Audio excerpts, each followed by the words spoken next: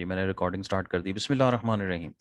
Okay, तो हमने last जब हमारी मीटिंग सेशन एंड हुआ है तो हम बात कर रहे थे कि जी हमें इनकोडिंग करनी पड़ेगी।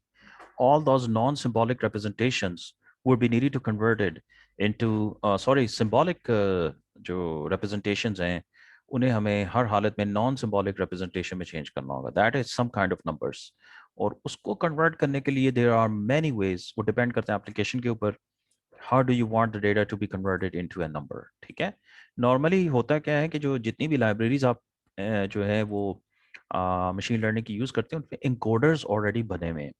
तो दे आर ऑल कॉल्ड इंकोडर्स। तो आप अगर एनएलटीके को ले लें या किसी और चीज़ को ले लें, आप साइकिट लर्न को ले लीजिए, तो they all have these encoders built in, so you can easily use those encoders on your data और वो automatically आपको वो उसकी numeric representation जो है वो बना देते हैं। okay, but this is the first step that you need to do ji. okay, so we have now actually converted all of our non-symbolic representations, or sorry, symbolic representations into numbers. Okay, so this is what was the output from the encoding step. अब हमने करना क्या है? The job of the learner is to learn from the input to predict the output. Okay, so यहाँ पर हमारे पास जो output of the learner होगा, जाहिर है वो ये मॉडल होगा एक, जिसमें वो predict कर देगा कि output क्या हो सकती है। You can see in this example that AN has learned from numeric values to predict the numeric values. Okay, output. And ये again ये अगर आप कैलकुलेशन की बात करते हैं यहाँ पर कि ये किस तरह से कन्वर्ट होंगी, they will be actually more complicated then course squaring integers. And वो थ्री इंटीजर्स के दरमियान जो रिलेशनशिप था, ये उससे ज़्यादा कॉम्प्लिकेटेड जो है वो ये चीज़ बनेगी। अब ये कन्वर्ट कैसे होंगी, ये एक्चुअली वो स्टेप हम नहीं कर सकते हैं यहाँ पर उसके लिए, बिकॉज कि हमें वो स्पेशलाइज्ड कोई ना कोई एल्गोरिदम देखने पड़ेंगे कि जो ये इसको कन्वर्ट करते हैं इनटू दिस।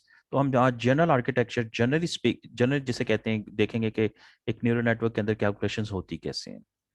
तो conclusion, ANNs are very efficient since they have capability to learn complex concepts like vehicle categorization. जैसे यहाँ पर नोट कीजिएगा कि उन्होंने व्हीकल्स को कैटेगराइज करना जो है वो भी लर्न कर लिया। Now, suitable problems for ANNs. Training examples both input and output can be represented as real values, numeric representation, ये भी हो सकता है।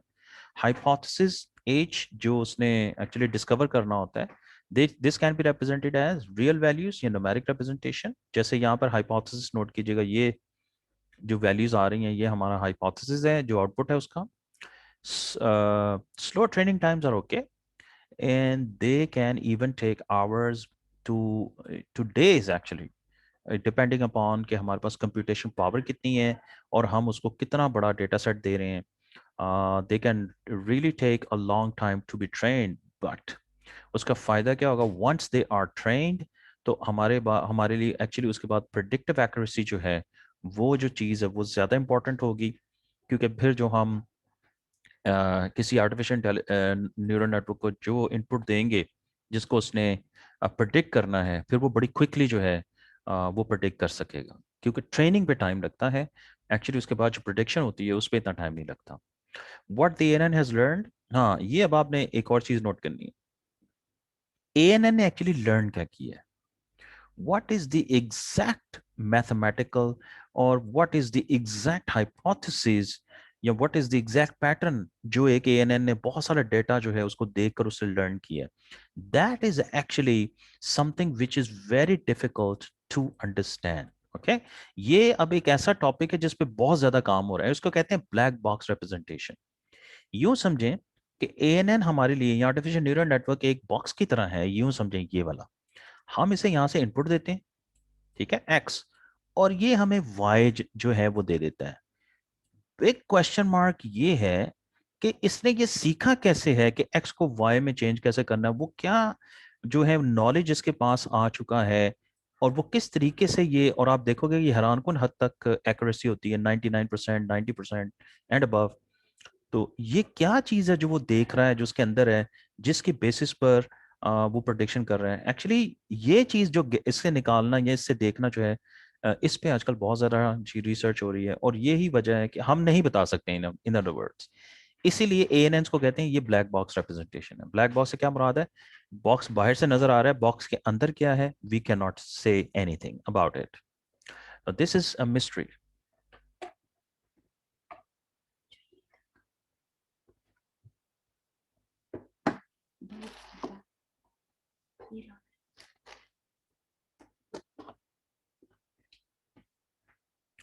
Okay, so execution of learn function या मॉडल या हाइपोथेसिस मस्ट बी क्विक।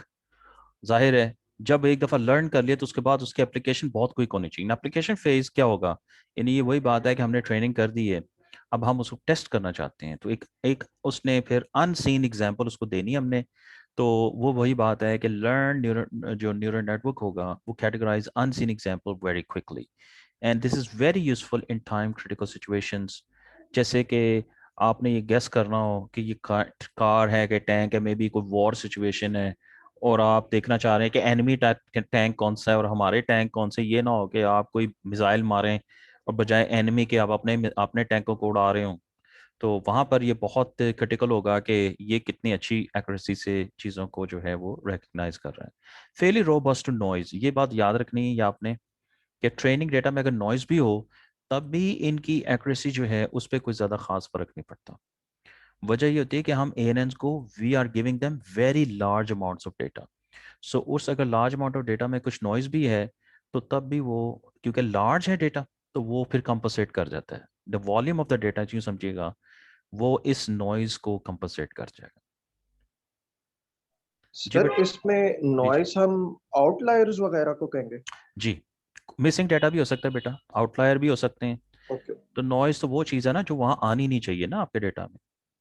जैसे आपने इमेजेस का डेटा दिए है, और लेट सपोज आपके सारी इमेजेस लेट से एनिमल्स के इमेजेस हैं, एक मिसाल है, और उसमें से कोई इमेज, कोई लेट से कोई ट्रैफिक साइन का इमेज है या कोई या चेयर का इमेज है, तो वो तो नहीं ना बिलोंग करना चाहिए। जी सर, ठीक है। And and if there are missing values in the data set, वो भी नॉइज है। ठीक है। तो एक तरीका तो बेटा ये है कि आप जाके पहले प्री प्रोसेस करें ना, सारा कुछ जाके ठीक करें। It takes a long time. अगर डेटा सेट बेटा बहुत बड़ा है आपके पास, तो you will need to spend a lot of time in pre processing. तो मे बी इतना टाइम आपके पास हो ही ना। तो उस केस में क्या करते हैं, कहते हैं जाने दो यार सारा कुछ, इसको ये खुद ही ट्रेन कर लेगा अपने आप को। और आप देखेंगे कि ये बड़ा मज़ेदार, जिसे कहते हैं ईपॉक्स में ये ट्रेनिंग जब करते हैं तो ये अपने एरर रेट को कम करते जाते हैं। अभी हम उसकी बात करते हैं। जी। जी बेटा, कोई question? Okay, no so sir. It's now your turn जी। अब आपने ये करना है जी, ये सैम्पल डेटा आपको दिया गया है। ठीक है, हैप्पीनेस है इसमें, न्यूट्रल न्यूट्रल भी है, सरप्राइज भी है, और न्यूट्रल भी है। वैसे भी बहुत बड़े बड़े लोगों की तस्वीरें हैं इसके अंदर, कोई गैस कर सकते हैं ना आप, तमाम लोगों को? ये दो को तो पक्का पक्का आपने गैस कर लिया ना, चलें बाकियों को गैस कर सकते हैं। जी, बाकी मुफ्ती तकी हैं, वासिफ अली वासिफ है, ठीक है, और और ई टू नाम नहीं, मुझे एग्जैक्ट नाम नहीं याद आ रहा। ये हैं आई थिंक, जो हैं वो, अच्छा मुझे भी नहीं पता फर्स्ट ई फ्रेंड। थ्री पे मुफ्ती तकी हैं, ई अच्छा। ई थ्री पे मुफ्ती तकी हैं, ई 4 पे वासिफ अली वासिफ हैं, ई 2 अच्छा, पर मुझे सही। चलें ठीक है, चलें चलें इससे काम चलाते हैं। चलें, लेट से आपके पास ये इनपुट है जी। अब आपने जनाब, बात ये है कि जी के इनके क्वेश्चंस के आपने आंसर लिखने हैं जनाब। ठीक है जी, ये आपका समझ लें, आपका ये लेक्चर के समझ लीजिए, अगर आपने इसका क्या आपने लेक्चर से आपको मिला है, तो you need to be able to answer all of these questions. Okay, तो एक दफ़ा बैठ के इनको पढ़िएगा, एंड इफ़ यू से कि यू कैन आंसर देम, तो फिर हमारे पैसे पूरे हो गए। तो व्हाट इज़ अ टास्क, तो आपने ये करना है कि कोई भी एक मशीन लर्निंग प्रॉब्लम जिस तरह से हमने, और उसके बारे में फिर आप अब यानी आप अपनी मर्जी का कोई टास्क उठाइए, और क्या आप उसके बारे में ये क्वेश्चंस के जवाब दे सकते हैं? If you can give the answer to those question, then हमारा जी मकसद आज के लेक्चर का अभी तक जो है वो पूरा हो गया। Okay, now let's go into a little depth about these neural networks. ये उसका आर्किटेक्चर है जी, जनरली स्पीकिंग। और ये याद रखिएगा, ये जो है ये हिडन लेयर्स के साथ है। तो अभी हम बात करते हैं कि इसमें ये क्या होता है। तो जनरली स्पीकिंग जो एक न्यूरल नेटवर्क होता है, जैसे इस इमेज में भी आप देख सकते हो, it has three main layers. एक इनपुट लेयर है, एक हिडन लेयर होती है, और एक आउटपुट लेयर होती है। ओके, जो प्रोसेसिंग ये करता है, याद रखना, जो कैलकुलेशन ये करता है वो इन दो लेयर्स पे हो रही होती हैं। हिडन लेयर्स के ऊपर कर रहा होता है और आउटपुट लेयर्स के ऊपर ये प्रोसेसिंग कर रहा होता है। इनपुट लेयर का मकसद होता है जस्ट इसको वैल्यूज को इनपुट देना। अब ये अगर आप डायग्राम को देखिएगा तो यहाँ से न्यूमेरिक इनपुट, जाहिर है हमारी मजबूरी है जी, हम ANN के साथ काम कर रहे हैं, नंबर्स ही इनपुट होगा, नंबर ही आउटपुट आएगा। अब यहाँ से आप देख सकते हैं cat A, cat B, category C, categories की बात हो रही है। बेसिकली यहाँ से एक नंबर आएगा और वो आप इफ एल्स के थ्रू में भी आप जे दें जी, अगर नंबर 0.1 है तो वो कार है, 0.2 है तो वो बस है, एंड सो ऑन। तो okay, the more important thing is कि इनपुट से होता क्या है। अब यहाँ से अगर आप देखें तो ये हर एक सर्कल जो है ये हमारा एक न्यूरॉन है, ठीक है, ये एक प्रोसेसिंग यूनिट है, इसको कहते हैं यूनिट। ठीक है, हर एक लेयर में there are more than one और मोर यूनिट्स होते हैं। आप हर सर्कल यहाँ पर यूनिट है, ये न्यूरॉन है, यानी जो यूनिट होता है न्यूरॉन होता है। और ये न्यूरॉन गौर से देखिएगा, यहाँ पर कुछ वैल्यूज आपको नजर आ रही हैं, ये इनपुट है इसके, यहाँ से कुछ इनपुट वैल्यूज आगे जा रही हैं। यहाँ पर देखिएगा कि ये कुछ फंक्शन यहाँ पर नॉर्मली यूज होते हैं, जिनको कहते हैं एक्टिवेशन फंक्शंस, उनकी भी अभी हम बात करते हैं। वो यहाँ पर कुछ इनपुट लेके प्रोसेस करता है, ये आगे नोट कीजिएगा, ये हिडन लेयर्स हैं सारी। और हिडन लेयर कितनी हो सकती हैं, इसके ऊपर भी आज हम बात करते हैं जी, कि इसको किस तरह से बताया जाएगा कि कितनी हिडन लेयर्स होनी है कि नहीं होनी है। खैर, नोट कीजिएगा, जो प्रोसेसिंग करने के लिए अब हमने करना क्या है कि अब हमने हिडन लेयर्स इसमें लगानी, और हिडन लेयर्स ने इनपुट को लेना है, उस पर कोई फंक्शन अप्लाई करके अगली हिडन लेयर को देना है, उसने फिर कोई फंक्शन अप्लाई करना है, और करते जाएं अनटिल आप अपने जिसे कहते हैं उस कैलकुलेशन को कंप्लीट नहीं कर लेते हैं जो आपने करानी है इससे। Then they move onwards to the final output layer, note कीजिएगा। और आउटपुट लेयर में से नोट कीजिएगा कि अगर हमने यहाँ पर भी फाइनल वैल्यूज आपके पास यहाँ पर जनरेट हो जाएंगी, और इनमें से जो लार्जेस्ट आउटपुट वैल्यू होगी, ठीक है, वो फिर आपकी वो रिक्वायर्ड कैटेगरी या क्लास होगी जो आप उसको डिटरमिन करना चाहते हैं। और एक और चीज याद रखिएगा, वैल्यूज प्रोपिगेट फॉरवर्ड, फॉरवर्ड जिसे कहते हैं, इस तरह से वैल्यूज आगे जाती हैं, यानी इनपुट से फीडबैक जो है वो आगे जाती है हिडन में, हिडन से फीडबैक आगे जाती है आउटपुट में। तो क्योंकि ये फॉरवर्ड है इसीलिए इसको फीड फॉरवर्ड न्यूरल नेटवर्क भी कहा जाता है। तो फीड फॉरवर्ड का नाम भी आपने सुना होगा, ठीक है। तो अभी हम जाके आगे देखेंगे कि यहाँ से एक्चुअली ये बैक प्रोपगेशन भी करता है, जब एरर्स आती हैं तो ये पीछे भी आता है वापस, तो उसकी अभी आगे जाके बात होगी। तो आई होप जनरली स्पीकिंग आपको आइडिया हो गया होगा कि ये आपस में न्यूरॉन्स कनेक्टेड कैसे होते हैं। 3 लेयर्स हैं, उनके नाम भी लिखे हुए हैं, हर लेयर में देयर कुड बी वन और मोर यूनिट्स, ठीक है। इनपुट यूनिट्स क्या होते हैं, input units in the input layer, उनको इनपुट यूनिट्स कहते हैं जी। हिडन लेयर्स में जो यूनिट होते हैं उनको हिडन यूनिट्स कहते हैं, और आउटपुट लेयर में जाहिर है उनको आउटपुट यूनिट्स कहते हैं। अब आते हैं जी units in each layer, how many units should be there at the input layer. क्यों जी, अगर ये आपसे क्वेश्चन किया जाए तो आप क्या कहेंगे। ये आंसर आपके सामने लिखा हुआ है, लेकिन क्या आपको इसका आंसर पता था पहले। आप में से बहुत सारे लोग हैं जिन्होंने न्यूरल नेटवर्क्स वगैरह पढ़े होंगे, मशीन लर्निंग वगैरह की कोर्सेज पढ़े होंगे। क्यों जी, किस तरह डिटर्मिन करते हैं जी इनपुट लेयर में कितने यूनिट्स होने चाहिए।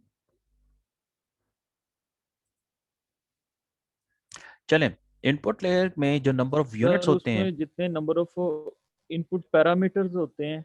हम्म, इन अदर वर्ड जितने हैं बेटा आप फीचर्स लेना चाह रहे हैं ना, sir Sidhi number Sidhi of बात है input ji. Parameters.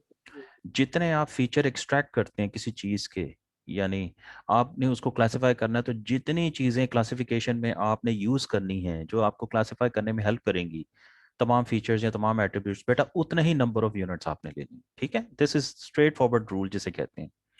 For example, अब यहाँ पर आप अगर आप गौर से देखें, कैटेगराइजेशन ऑफ व्हीकल्स वाली बात थी, तो उसमें क्या करेंगे आप। लेट्स से हमने कहा जी हम 4 पिक्सल के बेसिस पर जो है वो एट्रीब्यूट्स के बेसिस पर अगर कर सकते हैं, अगर 4 से काफ़ी है हमारा काम, तो फिर हमें नंबर ऑफ इनपुट यूनिट्स 4 चाहिए। अगर हम कहेंगे नहीं जी हमें 10 चाहिए, तो इनपुट यूनिट्स जो हैं वो 10 के बराबर हो जाए। जी बेटा ठीक है, समझ गए बात। Yes, sir. Okay, so how many units should be there at the output layer, ये भी एक इंपॉर्टेंट चीज़ है जी। आउटपुट लेयर जो होती है वो डिपेंड करती है सीधी सीधी जी आपको कैटेगरीज कितनी चाहिए, ठीक है। मसलन अगर जैसे ये हमारा जो प्रॉब्लम था उसमें 3 कैटेगरीज थी, कार, बस और टैंक। इसका मतलब है हमें हर कैटेगरी के लिए एक यूनिट चाहिए, तो यहाँ पर नंबर ऑफ यूनिट्स 3 होंगे। अगर इसी तरह से कोई एक प्रॉब्लम है जिसमें 10 क्लासेस हैं, 20 क्लासेस हैं, 100 क्लासेस हैं, तो बेटा उतने ही यूनिट्स आपको हर क्लास के लिए चाहिए। ठीक हो गया? तो this is quite simple actually. Number of input units कितने चाहिए? जितने हमारे पास इनपुट में फीचर्स हैं। आउटपुट कितने चाहिए जी? जितनी हमने क्लासेस जो हैं वो डिटरमिन करनी है। लेट्स से आप कहते हो ये मेरे पास सिर्फ बाइनरी क्लासिफिकेशन है, मसलन मेल और फीमेल, जी हम जेंडर डिटेक्शन कर रहे हैं इमेजेस में से। लेट्स से मेल आएगा या फीमेल आएगा, तो यहाँ पर बताइएगा मुझे आउटपुट लेयर्स के आउटपुट यूनिट कितने होंगे जी? 2। 2 होंगे, जाहिर है ये बाइनरी क्लासिफिकेशन है। ठीक है, ओके। जो अब सबसे इंटरेस्टिंग जो इसमें जो चैलेंज आता है वो ये आता है कि how many units should be there at the hidden layer. Okay, there is no definite answer, क्योंकि इसको अगर आप देखें कि again this is something which is actively being researched, और इसके ऊपर बहुत सारा जो है लोग इसको फाइंड आउट करने की कोशिश कर रहे हैं। Normally people randomly select the number of hidden layers and the number of hidden units. वो बेसिकली ट्राई एंड एरर जिसे कहते हैं, ट्रायल करें। आप कहें जी लोग ओके मैं 10 से शुरू करता हूँ, तो लेट्स सी कि मेरी क्लासिफिकेशन कैसी हो रही है। अगर आप फील करते हैं कि क्लासिफिकेशन जो है वो आपके जो कम से कम जो आपने एक्यूरेसी का स्टैंडर्ड रखा हुआ है या थ्रेशोल्ड रखा हुआ है उसके करीब नहीं है, आप इनपुट लेयर्स को इंक्रीज करते जाओ एंड सी कि वो फिर एक्यूरेसी पे जो आउटपुट है उस पर कैसे फर्क पड़ रहा है। ठीक है, तो दिस इज नॉर्मली समथिंग जो कि लोग जो हैं वो जिसे कहते हैं रैंडमली करते हैं। लेकिन बहुत सारे पेपर्स भी अगर आप पढ़ेंगे देखेंगे तो उसमें उन्होंने डिफाइन किया होता है जी कि उन्होंने इतने इतने इतने लेयर्स पे किया और बिल आखिर उन्होंने इतनी लेयर्स ली, यानी हिडन लेयर्स, और उनका जो रिजल्ट था वो बिल्कुल ठीक हो गया। Okay okay guys, yes sir. Okay. अब एक और लेयर यहाँ पर आ सकती है which is called a softmax layer. Okay, कैसे? इसको जरा जरा देखिएगा। Considering the vehicle categorization problem, तो आउटपुट यूनिट्स जो हैं उनमें से जाहिर है जो होगा वो क्या क्लास हमारी निकलेगी कि ये क्या कार है, क्या ट्रक है, कि ये टैंक है। तो हम नोट कीजिएगा कि किस तरह से ये इंटरप्रेट या अंडरस्टैंड करेंगे कि जो वेक्टर्स हैं आउटपुट यूनिट्स के, उनको कार में चलना जाना चाहिए कि बस में क्लासिफाई करना चाहिए कि टैंक में क्लासिफाई करना चाहिए। यानी आप बेटा हम बात करें कि हमारे पास आउटपुट यूनिट्स आउटपुट लेयर पे कुछ न्यूमेरिक वैल्यू आ रही है, हम उसको किस तरह से समझेंगे कि ये किस किस कैटेगरी में इसको क्लासिफाई करना चाहिए। तो उसका पॉसिबल सोल्यूशन ये है कि हम एक सॉफ्ट मैक्स फंक्शन यूज कर लें। ठीक है, सॉफ्ट मैक्स फंक्शन करता क्या है, ये आउटपुट लेयर पे याद रखिएगा लगेगा, वेक्टर्स लगेगा जी एज एन इनपुट, और वो कन्वर्ट करेगा जो उनको प्रोबेबिलिटीज में, ताकि और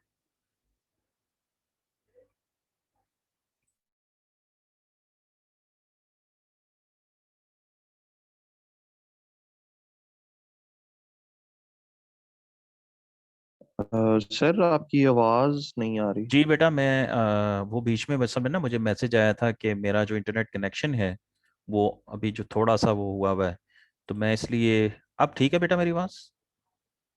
जी सर अब ठीक ओके, सो हम बेटा बात कर रहे थे जी कि आउटपुट लेयर में हमारे पास नंबर्स आ गए, हमें एक नंबरिक वैल्यू मिली, हमने उसको क्लासिफाई करना है इनटू दीज कैटेगरीज जैसे कार, बस और tank. How are we going to do that? तो उसके लिए कहते हैं कि use a softmax function. Softmax function क्या करता है जी? टेक्स वेक्टर्स एज इनपुट और उसको वो कन्वर्ट कर देता है probability such as the sum of probabilities of all outputs is 1। यानी अगर ये 3 है और तीनों को जो भी प्रोबेबिलिटी मिलेगी, एक्चुअली इनका जो सम होगा वो तीनों का वो 1 के बराबर होना चाहिए। तो वहां से हम बेसिकली वो फाइंड आउट कर लेंगे जी कैटेगरी कैसे कैसे the output unit with the highest probability will be predicted class और कैटेगरी ऑफ एन इंस्टेंस। ठीक है, तो ये वाली बात के तीनों में जिसकी हाईएस्ट प्रोबेबिलिटी होगी वो फिर वो उस क्लास में वो उसको जो है वो क्लासिफाई कर देगा। Softmax layer is the last layer of ANN. Okay, तो ये आउटपुट लेयर के बाद आप लगाओगे इसको, क्योंकि आउटपुट लेयर से इनपुट इसने लेना है और उसको कैटेगरी में इसने बता देना है कि इसकी इतनी प्रोबेबिलिटी आती है, इसकी इतनी प्रोबेबिलिटी, इसकी इतनी प्रोबेबिलिटी। जी बेटा, कोई क्वेश्चन बेटा यहाँ पर? नो ऑलराइट, तो ओके, तो अब आते हैं जी, प्रोसेसिंग करनी है अगर हमने, जाहिर है हमने बात की हिडन लेयर्स पे प्रोसेसिंग होती है और आउटपुट लेयर पे प्रोसेसिंग होती है, वो होगी कैसे? तो बेटा उसके लिए जाहिर है हमें मैथमेटिकल फंक्शन यूज करने पड़ेंगे। ओके, तो हर जो यूनिट होता है जहाँ पर प्रोसेसिंग होती है उनके अंदर वो कुछ मैथमेटिकल फंक्शन, जिनमें मसलन रेलू का बहुत आपने नाम सुना होगा, सिग्मॉइड है, और बहुत सारे ये मैथमेटिकल फंक्शंस हैं, इनको इस्तेमाल किया जाता है। ठीक है, नोट कीजिएगा ये इंपॉर्टेंट चीज, ऑल द हिडन यूनिट्स, ये इंपॉर्टेंट पॉइंट है। ठीक है, all the hidden units and output units in an ANN have the same mathematical function. Okay, तो जो फंक्शन आपने डिसाइड किया होता है फॉर द हिडन लेयर्स, वही जो फंक्शन होगा वो आपने जो है वो आगे यूज करना है। Input to a mathematical function क्या होगा, यानी इस फंक्शन को जो है ये, और नॉर्मली याद रखिएगा इसको एक्टिवेशन फंक्शन भी कहते हैं। Input to a mathematical function क्या होगा जी, weighted sum of input, S से जी हम इसको जो है वो डिनोट करेंगे। तो इसको बेसिकली हर फंक्शन को जो है वो जो भी जितने भी न्यूरॉन से वो कनेक्ट होगा, यानी अगर इनपुट से हम हिडन लेयर की बात करें तो जितने इनपुट यूनिट्स हैं, जो भी आउटपुट उस एक हिडन लेयर के यूनिट को भेज रहे हैं, तमाम का जो वेटेड सम होगा वो उस एक हिडन यूनिट का एक इनपुट हो, and we are calling it capital S. जी ओके, एक और terminology, fully connected versus partially connected. Okay, fully connected ANN, series of fully connected layers. Note कीजिएगा, this example आप देख सकते हैं input layer में, और ये आगे dense 1 dense 2, basically these are hidden layers, ये आगे softmax layer है। तो आप देखिएगा कि हर एक यूनिट हर अगली लेयर के साथ या न्यूरॉन के साथ वो जो है वो कनेक्टेड है, जिसको कहते हैं फुली कनेक्टेड ANN। और fully connected layer क्या है? In fully connected layer, each unit receives input from every unit of the previous layer. Okay? I hope आपको ये सेल्फ डिस्क्रिप्शन जो है वो इनफ है, आप खुद ही समझ रहे हैं। पार्शियली कनेक्टेड क्या है? Partially connected neural network consist of series of partially connected layers, यानी, और पार्शियली कनेक्टेड लेयर क्या होती है? Each unit does not receive input from every unit of the previous layer. Okay, ये एग्जांपल है जी of a fully connected ANN, जिसमें हर यूनिट जो है वो अगले यूनिट से काइंड ऑफ एक तरह से कनेक्टेड है। This is partially connected. यहाँ देख सकते हैं कि ज़रूरी नहीं है, अगर आप इसकी बात करें, लेट्स से इसकी, इस इनपुट की, तो ये तीन सिर्फ हिडन लेयर के तीन, एक दो और ये देखें तीन, बाकियों से ये कनेक्टेड नहीं है, इन तीन सिर्फ इन दो से, सॉरी, ये कनेक्टेड नहीं है। सो ऐसा जो नेटवर्क होता है that is called partially connected. Okay, feed forward, जैसे प्रीवियसली हमने बात की थी, फीड फॉरवर्ड है कि why ANN is called a feed forward network. तो simple, ANN is also called because numbers in the ANN move in a forward direction. हम देख चुके हैं बेटा, इनपुट लेयर से जी नंबर हिडन लेयर में जाते हैं और हिडन लेयर से नंबर जो हैं वो आउटपुट लेयर में जाते हैं। Note that calculations are performed at each hidden and output units. ये आपने याद रखना है जी, इनपुट लेयर पे कैलकुलेशंस नहीं होती हैं, जो कैलकुलेशन होती हैं वो हिडन और आउटपुट लेयर्स पे होती हैं। जी बेटा, एनी क्वेश्चंस? जो टर्मिनोलॉजीज हैं मैं कोशिश कर रहा हूँ क्विकली गो थ्रू करने की। तो जी अब आते हैं जी जो असल मैजिक है न्यूरल नेटवर्क के पास, कि न्यूरल नेटवर्क प्रोसेसिंग करते कैसे हैं, ताकि और उसकी एग्जांपल भी देखते हैं और क्लासिफिकेशन देखते हैं कि किस तरह से होगी। सो वेट्स, यस, देखिए जो वेट होता है, this is the fundamental concept in all neural networks.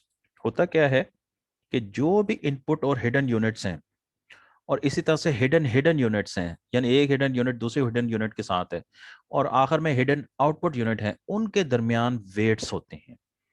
और ये वेट्स ही होते हैं जो, जिससे इनपुट जो भी कैलकुलेशन आ रही होती है वो वेट उसके साथ मल्टीप्लाई हो रहा होता है, और वो एक नंबर जो है वो आगे जो है वो सेंड किया जा रहा होता है। ओके, तो बेसिकली होगा क्या कि हाइपोथेसिस क्या होता है जी, वो combination of weights between units होता है।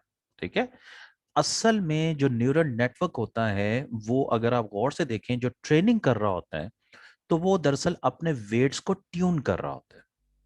तो दरअसल यूं समझिएगा कि जब भी न्यूरल नेटवर्क काम करेगा तो उसके पास जो इनिशियल सेट ऑफ वेट्स होंगे, यानी जहां से उसने ये अपने वेट से एक स्टार्टिंग पॉइंट होगा, उसको वो ट्यून कर रहा होगा। ट्यून से मुराद ये है कि कम ज्यादा करना, एक ऐसी रेशो में चेंज करना कि जिसके बाद उसकी क्लासिफिकेशन इंप्रूव हो जाए या बेस्ट पॉसिबल क्लासिफिकेशन आ जाए। तो वो दरअसल सिर्फ इन वेट्स को या इन नंबर्स को इंप्रूव कर रहे होते हैं, ट्यूनिंग कर रहे होते हैं। तो ट्रेन एन एन एन तो करेंगे क्या, वेट्स जो हैं उनको दिए जाते हैं और रैंडमली असाइंड होते हैं। यानी हमने शुरू में अपनी तरफ से कुछ वैल्यूज जो हैं वो देनी होती हैं। आप 0 0 वेट से भी शुरू कर सकते हैं। और आप देखोगे कि वो जब मल्टीपल ईपॉक्स यानी मल्टीपल इटरेशंस करेंगे तो वो वेट्स की वैल्यूज को वो चेंज करते जाएंगे। अभी हम उसकी एग्जांपल देते हैं। Small weights are assigned, normally जो है वो इस रेंज में 0.5 से लेके पॉजिटिव 0.5 की रेंज तक। ये दो समझिए कि कॉमन कॉमन सी जिसे कहते हैं प्रैक्टिस है कि ये वेट दिए जाते हैं, ऑल्दो कि you can even select 0 as a weight for as a starting value. Hypothesis space as क्या होगी, set of all possible combination of weight between units. ये याद रखिएगा, वही बात आ गई मैंने जो ये आपको कही थी बात, गौर से अब यहाँ समझिएगा कि एक्चुअली जो हाइपोथेसिस होगा उसमें क्या होंगे, बहुत सारे हाइपोथेसिस होंगे और हर हाइपोथेसिस के अंदर जो वेट्स होंगे उनके कॉम्बिनेशन होंगे। ठीक है, उसमें से जो कॉम्बिनेशन एक्यूरेसी के ज्यादा करीब होगा वो हाइपोथेसिस जाहिर है आखिर में उसको प्रेफर किया जाए। तो वो ट्यूनिंग करता जाएगा, डिफरेंट वेट्स की वैल्यू निकालता जाएगा, टेस्ट आउट करता जाएगा, तो डिफरेंट हाइपोथेसिस जनरेट होते जाएंगे। Learning is actually a searching problem. ये वो क्या, क्योंकि उसने राइट जिसे कहते हैं ट्यून्ड या सेट ऑफ वेट्स फाइंड करने। the main goal of the learner is to search the hypothesis space to find hypothesis or model which best fits the set of training examples. Okay, तो ये है जी main goal. और जाहिर है कि वो बेस्ट फिट वही करता है कि जिसके जो वेट्स की ट्यूनिंग हुई होती है वो क्लासिफिकेशन की जिसे कहते हैं उसका जिसका ट्यूनिंग करने के बाद जो आउटपुट आता है वैल्यूज का, वो जो क्लास जो हम प्रोटेक्ट करने की कोशिश कर रहे होते हैं उसके करीब तरीन होता है। जी बेटा, अगर कोई क्वेश्चन हो तो प्लीज बताते जाइए।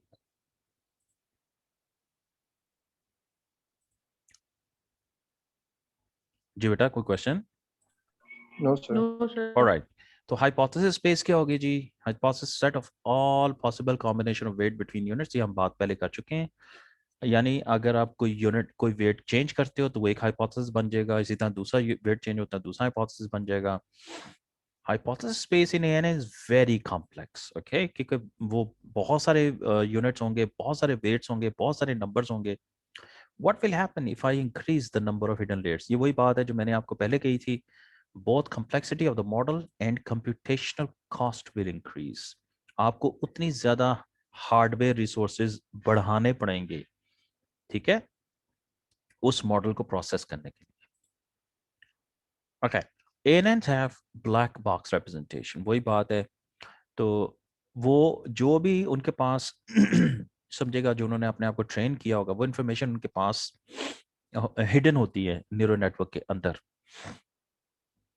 तो मॉडल होगा जो जाहिर है ट्रेनिंग के बाद लर्नर रिटर्न करेगा, और वो जो मॉडल जो रिटर्न करेगा वो best combination of weights between units होंगे। मैं बेटा बात कर चुका हूँ, इसकी बात कर चुके हैं जी। वो ट्रेन कर रहा होगा, ट्यूनिंग कर रहा होगा वेट्स की, जो बेस्ट पॉसिबल ट्यूनिंग होगी ऑफ वेट्स वो हमें रिटर्न कर देगा।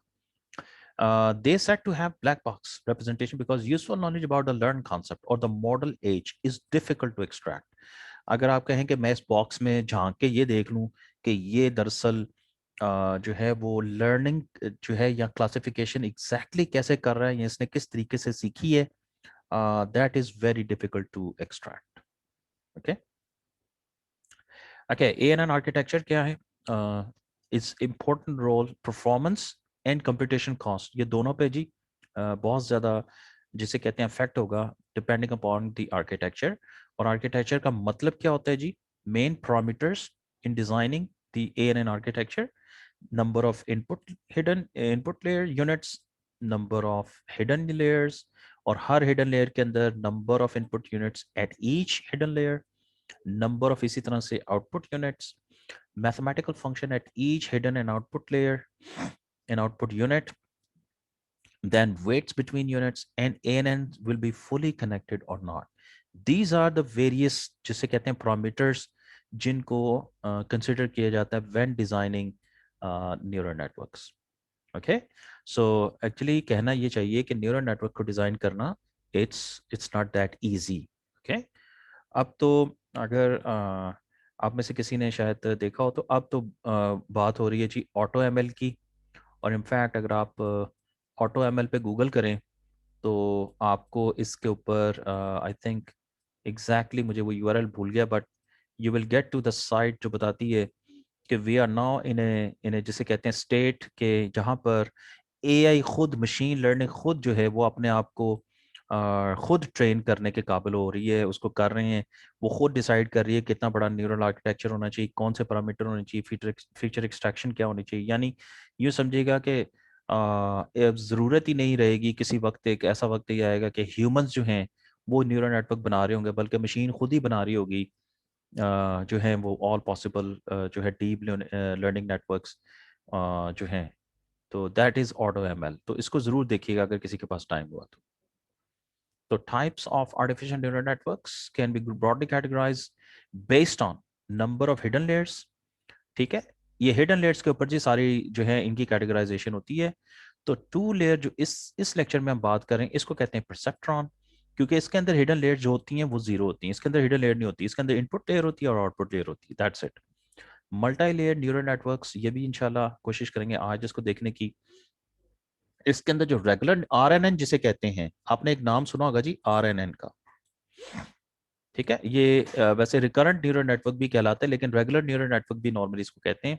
तो इसके अंदर नंबर ऑफ हिडन लेयर 1 होती हैं जी। डीप जो न्यूरल नेटवर्क होता है, जो होता है डीएनएन भी कहते हैं, उसके अंदर जो हिडन लेयर्स होती हैं वो मोर देन 1 होनी चाहिए। तो हमारा फोकस अभी जो है वो सिर्फ परसेप्ट्रॉन्स पे होगा। पहले हम परसेप्ट्रॉन्स को अंडरस्टैंड कर लें, फिर हम हिडन लेयर्स को ऐड करते जाएंगे और हम देखेंगे कि उनका रोल क्या बनता है। Again now it's your turn. ये एक छोटी सी एक प्रॉब्लम दी हुई है और आपसे कहा जा रहा है कि जी कि इसको सॉल्व करें।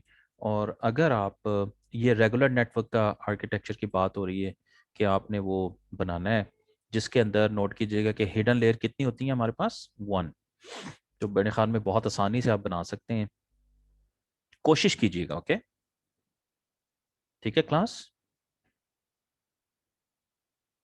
इसी तरह से Yes, sir. एक और आपको कहा गया है कोई एक और प्रॉब्लम आप जो है वो सिलेक्ट करें और उसके बारे में भी अगेन कोशिश करें कि आप इस चीज़ को खुद से अंडरस्टैंड करें और आंसर करने के काबिल हो जाएं। Okay, let's move onwards to perceptrons, two layer artificial neural networks. तो परसेप्ट्रॉन होता है जी is a simple two layer जो होता है विद वन इनपुट लेयर और वन इनपुट लेयर पे we can have multiple input units. Okay, so there is again second layer जो होती है इसकी आउटपुट लेयर होती है, और याद रखिएगा जी आउटपुट लेयर पर सिंगल आउटपुट यूनिट होता है, that is perceptron.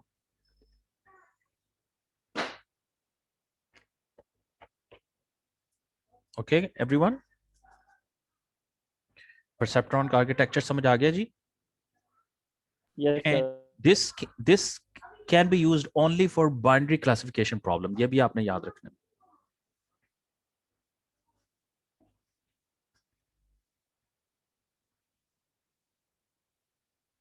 Okay, this is an example, this is a diagram of a very simple perceptron.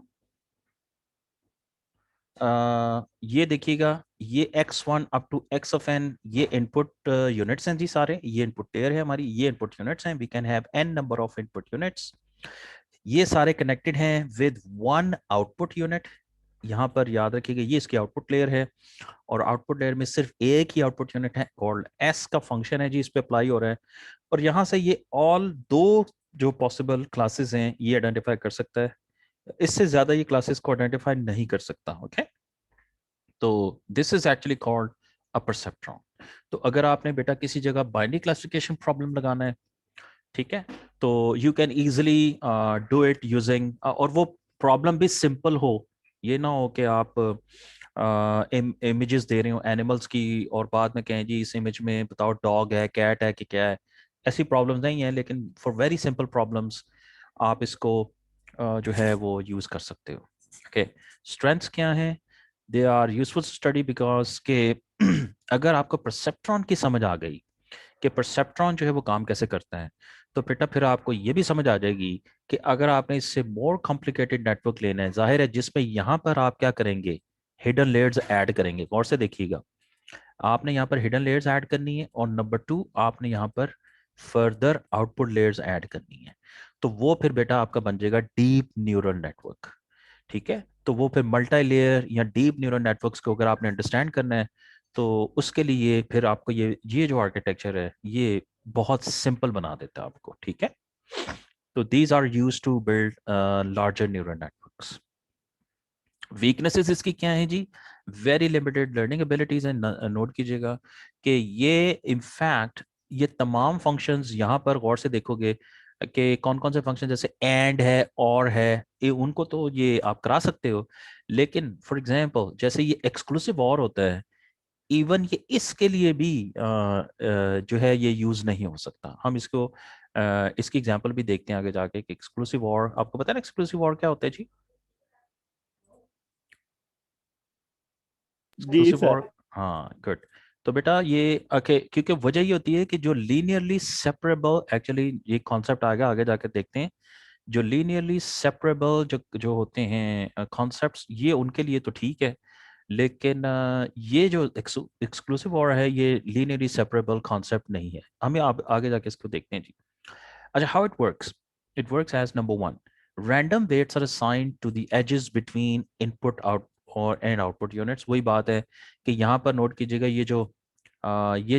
ये एजेस हैं, ये इनको हम यहाँ पर रैंडमली वेट्स असाइन करते हैं, जितने भी एजेस हैं ये वाले। Once we have assigned those, then input is fed into input units. Input दिया जाएगा जी, weighted sum of input s then again is calculated तमाम input units का। फिर वो weighted sum of the input unit जो है वो s जो होगा तमाम input units का, वो फिर input दिया जाएगा आउटपुट यूनिट को। और आउटपुट यूनिट में जाहिर है आपको पता है कि मैथमेटिकल फंक्शन होगा। अब याद रखिएगा इस पूरे परसेप्ट्रॉन में जो प्रोसेसिंग एबिलिटी है वो यहाँ पर है, जहां पर एस लिखा हुआ है, क्योंकि इनपुट लेवल याद रखें ये वाली लेवल पे इन यूनिट्स में प्रोसेसिंग एबिलिटी नहीं होती है, ये सिर्फ इनपुट देते हैं। यहाँ से इसको जो भी वैल्यू वेट की मिलेगी और यहाँ से जो भी इसको वैल्यू इनपुट की मिलेगी, वो तमाम का एक यूं समझें वेटेड सम इसको दिया जाएगा यहाँ पर। यहाँ पर मैथमेटिकल फंक्शन होगा जो ये रन होगा, और रन होने के बाद फिर आपको वो क्लासिफाई करके बता देगा कि वो किस क्लास से बिलोंग करता है। Okay, mathematical function calculates the output for the perceptron. This is the basic idea कि किस तरह से ये काम करता है। ओके, तो अब mathematical, sorry guys, 1 less than 1 minute, तो प्लीज दोबारा कनेक्ट कीजिए, हम यहीं से आगे जी कंटिन्यू करेंगे। Thank you.